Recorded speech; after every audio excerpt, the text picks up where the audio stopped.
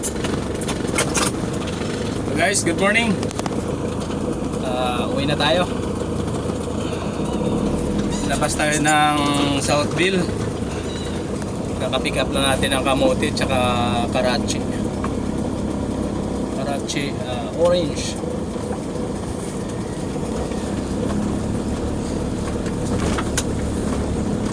Labas tayo sa masikip na kalsada.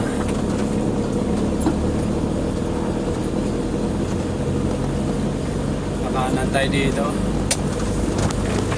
Kung medyo maluwag, pasok tayo. Pero pag medyo masikip, wag. Okay, medyo maluwag naman. Pakuha lang tayo ng buwelo. Okay, good, nice. Ito kasi mahirap sa lugar kung saan nauna.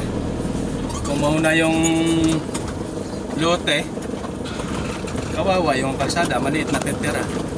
Pero pag nauna sana yung kalsada, maganda sana. Malaki yung kalsada, siguro maliit yung lote. Ayan. Medyo masikip lang guys, one way lang to. Imagine all the people.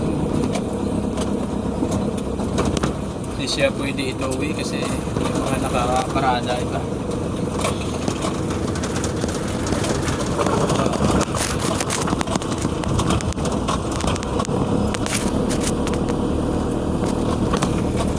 Living for today. Umikot na ako guys. Dito pala ako kumuha ng Karachi. Karachi tsaka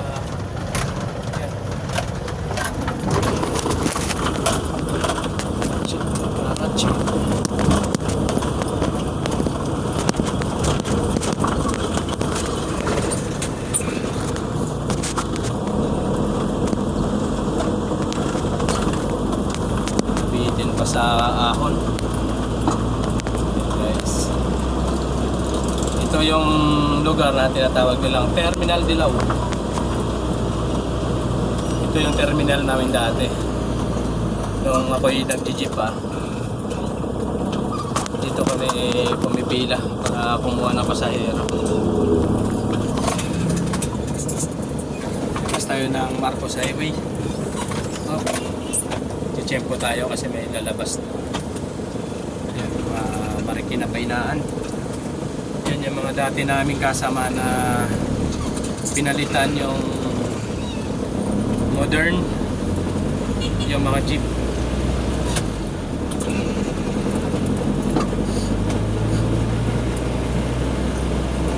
Yung iba naming kamembro ay nag-apply ng driver dyan.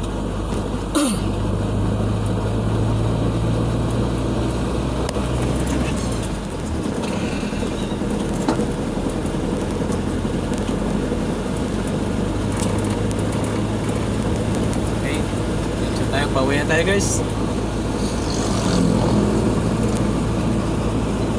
May mga outpost na ng mga kapulisan sa sa Marcos Highway na dineploy kasi yun yung nakarating sa Senado, yung mga ginawa nila sa Marinaki Highway, yung nag-viral na aksidente.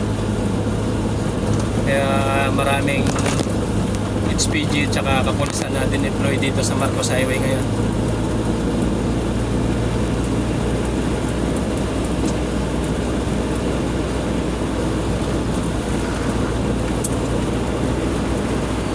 Okay guys, nasa pag-iingat lang din kasi ang pagmumotor.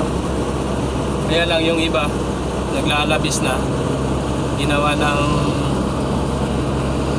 racing yung Marinaki Highway, Racing Avenue. Okay guys, thank you for watching. Have a nice day and good luck. Thank you and bye bye.